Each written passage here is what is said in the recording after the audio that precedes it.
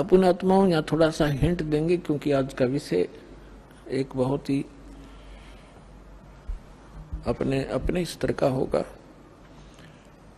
क्योंकि एक तो ये सिद्ध करना अनिवार्य है कि हम जिसकी शरण ग्रहण किए हुए हैं वास्तव में यो परमात्मा है कि नहीं। तो ये परमात्मा अपने द्वारा रची हुई सृष्टि को स्वयं ही ठीक ठीक बताता है, और उस परमेश्वर ने अपनी रचना को, अपनी सृष्टि रचना को आप ही आके बताया है। आज तक ब्रह्मा विष्णु महेश के कोई उत्पत्ति कहने वाला आदमी नहीं था। ऋषि वह ऋषि, चाहे कोई कितना विद्वान पाक रहा था। फिर क्या हुआ, अब थोड़ा सा ये मौखिक बता के फिर आपको शास्त्रों में दिखाऊंगा, तब आपका विश्वास दृढ़ होगा। तब ये तीनों पुत्र उत्पन्न हो गए। इसने क्या कर रखा है, ये देखिएगा एक ब्रह्मांड है, ये एक ब्रह्मांड है। चित्र दिखाएंगे, इसका अंडे जैसी शेप है, एलिपिकल शेप है इसकी। ये देखिएगा, ये एक ब्रह्मांड का चित्र है। ये देखिए, ये एक ब्रह्मांड है इतना।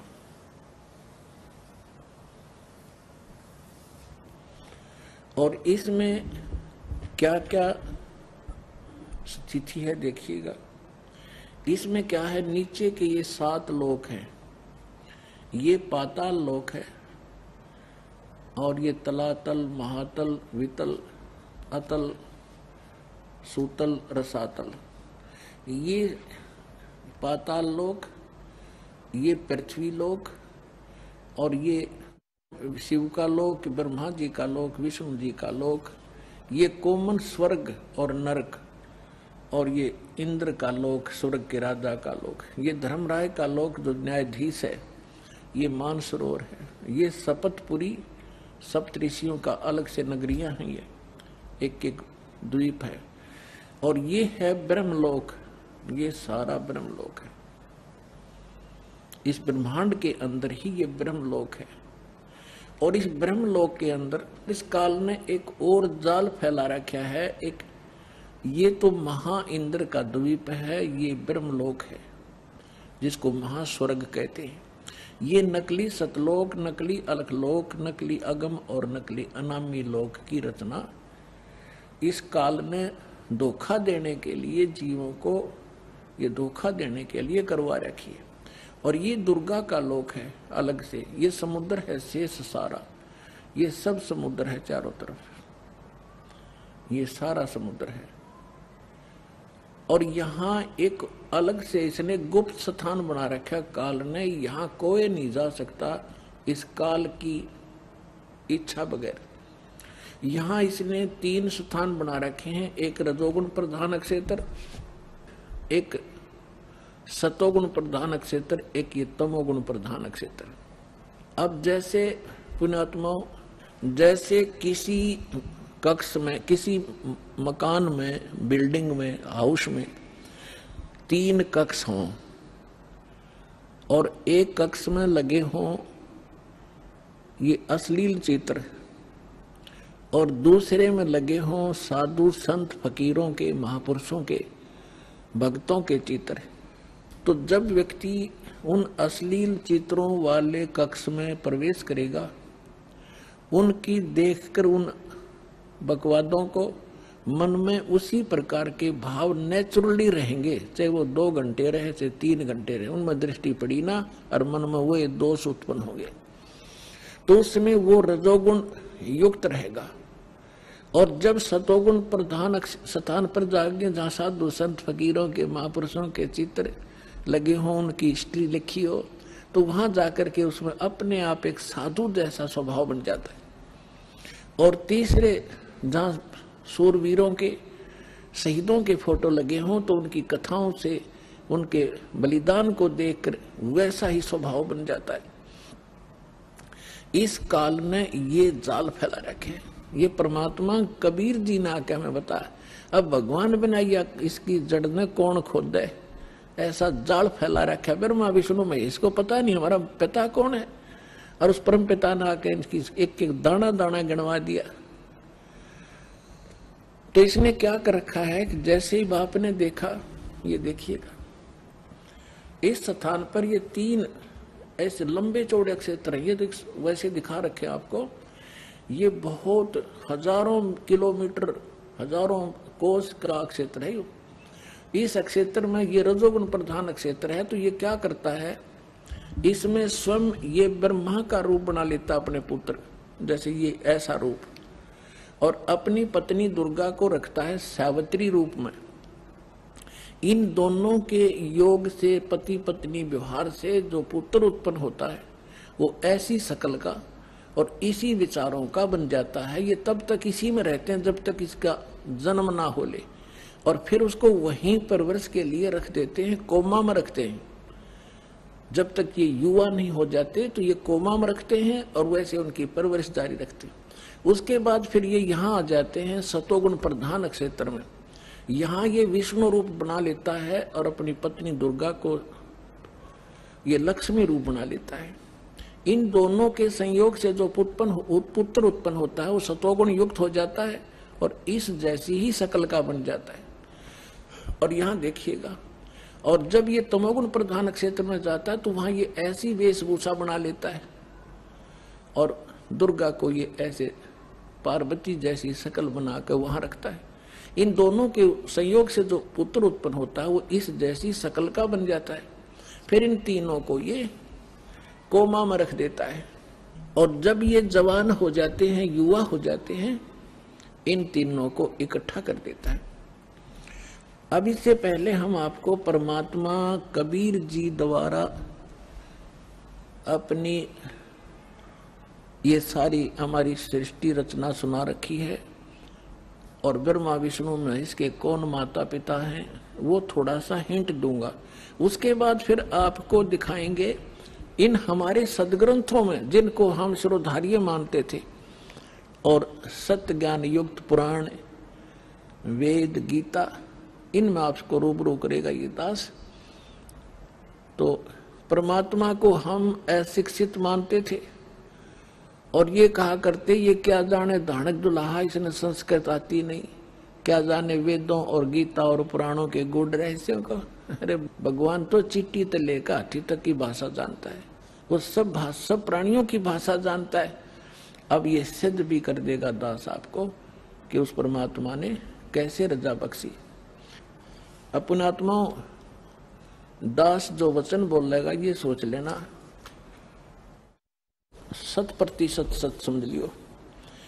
अब ये जो इंस्ट्रूमेंट प्रोजेक्टर बनवाए हैं परमात्मा की देन है आप पुण्यात्माओं के लिए।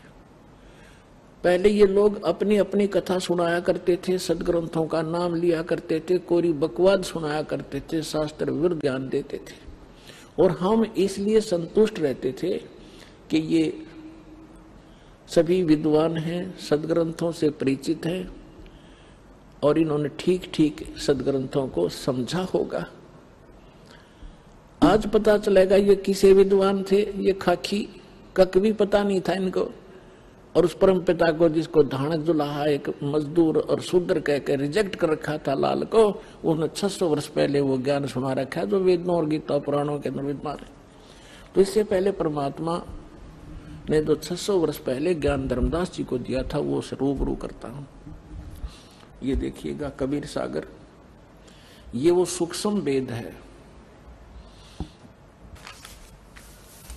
ये देखिएगा यहाँ पर, ये यहाँ से छपा है। मुद्रक एवं प्रकाशक हैं खेमरा श्री कृष्ण दास, अध्यक्ष श्री वेंकटेश्वर प्रेस, खेमरा श्री कृष्ण दास मार्ग, मुंबई। ये यहाँ से, और यहाँ देखिएगा ये प्रथम खंड कबीर पंथी भारत पथिक स्वामी युगलानंद बिहारी द्वारा प्रस्कृत, मुद्रक एवं प्रकाशक वही खेमरा श्री कृष्ण दास, ये सारे वही। ये है ज्ञान बोध और बोध सागर, कबीर सागर का एक अध्याय है बोध सागर, और उसमें ये ज्ञान सागर एक बोध सागर खंड है, ज्ञान बोध एक इसमें चैप्टर है, और ये 21 पृष्ठ पर आपको सुनाएंगे। यहाँ कहा है धर्मदास ये जग बोराना, कोई न जाने पद निर्वाणा। परमात्मा धर्मदास जी से कह रहे थे कि धर्मदास, इस मोक्ष मार्ग को से कोई परिचित नहीं है और ना ब्रह्मा विष्णु महेश की सतिथि से परिचित हैं। ये सारा विश्व भ्रमित है, ये सब यथार्थ ज्ञान से परिचित नहीं है, इसलिए मैं तेरे को ये कथा सुनाई है। देखिएगा, धर्मदास ये जग बोराना, कोई न जाने पद निर्वाण। निर्वाण माने मोक्ष मार्ग, पद माने मार्ग। यही कारण मैं कथा पसारा, जग से कहिए वो राम नियारा। ये गलती से मिसप्रिंट है। यही ज्ञान जग जीव सुनावो, सब जीवों का भरम नसावो। अब मैं तुमसे कहूँ चताई, त्रिदेवन की उत्पत्ति बाई। होय होय, इन तीनों देवताओं का उत्पत्ति बताता हूँ तेरे को, जिनको तुम अजर अमर माना करते थे। इनके कोई माता पिता नहीं, ये सर्वेश्वर हैं, ये अजर अमर हैं। अब तुम्हें दिखाता सुनाता हूं इन तीनों देवताओं की उत्पत्ति। अब मैं तुमसे कहूं चिताई, त्रिदेवन की उत्पत्ति भाई। कुछ संक्षेप कहूं गहुराई, सब संशय तुमरे मिट जाई। भरम गए जग वेद पुराना, आदि राम का वेद न जाना। राम राम सब जगत बखाने, आदि राम कोई बिरला जाने। आदि राम माने सनातन परमात्मा, यह इन्होंने नाम लिखा है, ये मिसप्रिंट है। तो राम राम सभी कहते हैं, लेकिन उस आदि राम को, उस सनातन परमात्मा को कोई नहीं जानता। देखिएगा, अब मैं जो कथा सुनाने जा रहा हूं, ज्ञानी सुने जो सो हृदय लगाई, मूर्ख सुने तो गम ना पाई। विद्वान पुरुष सब प्रमाणों को देखेंगे, तुरंत स्वीकार कर लेंगे, और जो मूर्ख होंगे या कोई जानबूझ के ईर्षावश नहीं स्वीकार करेंगे, तो उनकी बात यहाँ नहीं है। जो बुद्धिमान होंगे इस ज्ञान को तुरंत हृदय से लगाएंगे। अको हो सारे प्रमाण है। और परमात्मा कहते हैं, जानबूझ साची तजय और करे झूठ तेने, और ताकि संगत है प्रभु सपने में भी ना दे। ऐसा दुष्ट सामने प्रमाण देख के और फिर नखरे करता है। तो जानबूझ साची तजय और करे झूठ तेने, तो ताकि संगत है प्रभु कहते सपने भी में ना दे। ऐसा दुष्ट कभी कहते कभी ना मिलाइयो इसे व्यक्ति ने। सामने प्रमाण है और फिर नहीं मान रहा है। तो यहाँ परमात्मा कहते हैं, ज्ञानी सुने सो हृदय लगाई, मूर्ख सुने तो गम ना पाई। अब क्या बताने जा रहे हैं? माँ अष्टंगी पिता निरंजन, माँ अष्टंगी पिता निरंजन, ये जम दारुण वंशन अंजन। पहले कीन निरंजन राई, पीछे से माया उपजाई। कहते हैं पहले उस ज्योत निरंजन की उत्पत्ति की थी अंडे से, और पीछे से दुर्गा बनाई थी, उत्पत्ति की थी। पहले कीन निरंजन राई, पीछे से माया उपजाई। माया रूप देख अति शोभा, देव निरंजन तन मन लोभा। दुर्गा के उस स्वरूप के ऊपर आसक्त होकर इस काल ने यह गलती की। कामदेव धर्मराय सताए, देवी को तुरंत धर खाए। इसके अंदर विषय वासना प्रबल हुई। धर्मराय इस काल को भी कहते हैं, इसने कहा था मैं सत का राज करूंगा, मैं धर्म का राज करूंगा, तो तब इसको धर्मराय कहा करते थे। और जब इसने लड़की के साथ जुल्म किया, इसको काल कहा गया। अब क्या कह रहे हैं? माया रूप देख अति शोभा, देव निरंजन तन मन लोभा। कामदेव धर्मराय सताए, हे देवी को तुरंत दर खाए। पेट से देवी करी पुकारी, हे साहेब मोहे करो उबारी। टेर सुनी सतगुरता आए, अष्टंगी के बंद छड़वाए। अब यहाँ पर इन कबीर पंथियों ने थोड़ा बहुत अपने हिसाब से 19-21 कर दिया। इसमें लिखा है परमात्मा ने कहा था टेर सुनी तहाँ हम आए, और परमात्मा ने इस मूल ज्ञान को थोड़ा छुपाना था, इसलिए इन्होंने कबीर पंथियों के समझ में नहीं आई। ये कबीर जी को तो सतगुरु मानते हैं और सतपुरुष को निराकार बताते हैं, इन दोनों को अलग अलग मानते हैं, तो इनको ज्ञान नहीं था। अब क्या कहते हैं, धर्मराय को हिकमत की ना इस काल ने, नखरेखा से भग कर लीना। दुर्गा को नाखनों की से द्वारा स्त्री इंद्री लगाई। धर्मराय करे भोग विलासा, माया को रही तब आशा, यानी अष्टंगी प्रेग्नेंट हुई।